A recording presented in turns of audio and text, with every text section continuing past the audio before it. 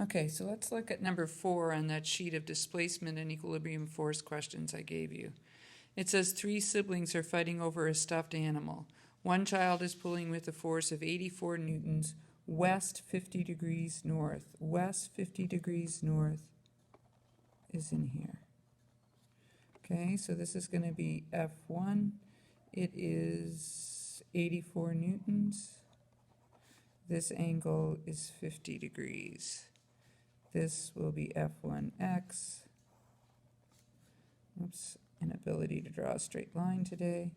This will be F1y. Okay, the second, a force of 62.5 newtons east 24 degrees north. So that will be up here. So this is F2, 62.5 newtons. This will be F2x. This will be F2y, and this angle is 24 degrees. And the third one is a force of 78.5 newtons south 55 degrees east. So that's over here. So this is F3, and it's 78.5 newtons. This angle in here is 55 degrees. That means that this is F3y and this is F3x.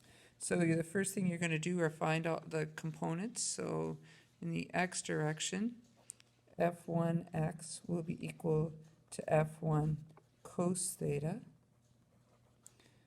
So F1x is equal to 84 newtons cos of 50.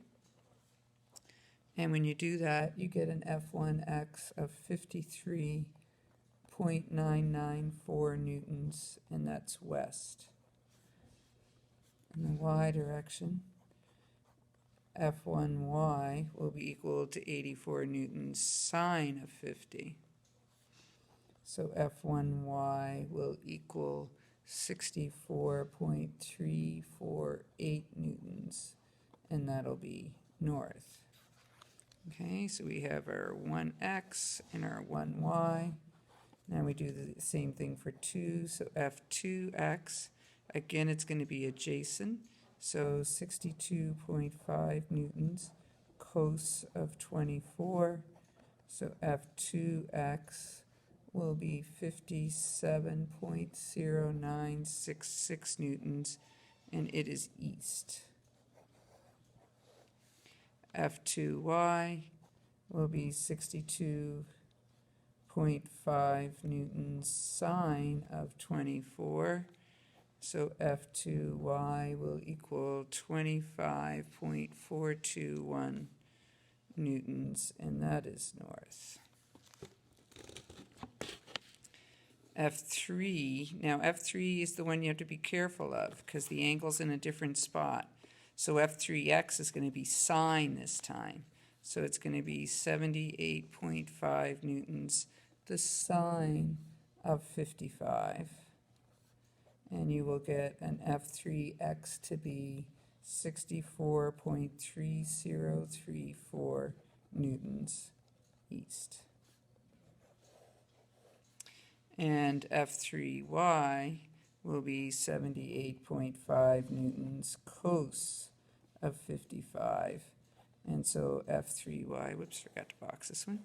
F3y will equal 45.026 newtons, and that will be south.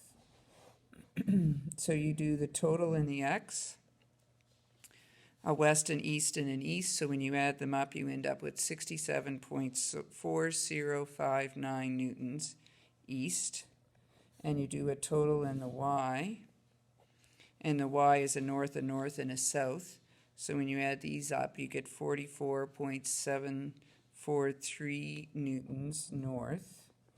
Okay, so if we go back and draw it, we have 67.4059 newtons going east, 44.743 newtons going north. So this will be our resultant, our F net. This will be our theta. So square them, add them together, and take the square root. and you will get an F net of 80.9042 newtons, and that's east 33.576 degrees north. Okay, but this isn't our final answer. This is our F net. It wanted equilibrium. Whoops. So F equilibrium will equal 80.9042 newtons. And the equilibrium is always equal but opposite to the F net. So west 33.576 degrees south. And this one is our final answer. Okay? So that's for number 4 that we hadn't gone over. The other one that we hadn't gone over was from the textbook. It was on page 467, I think. I'm just trying to find it here while talking to you. And it was about a hanging sign.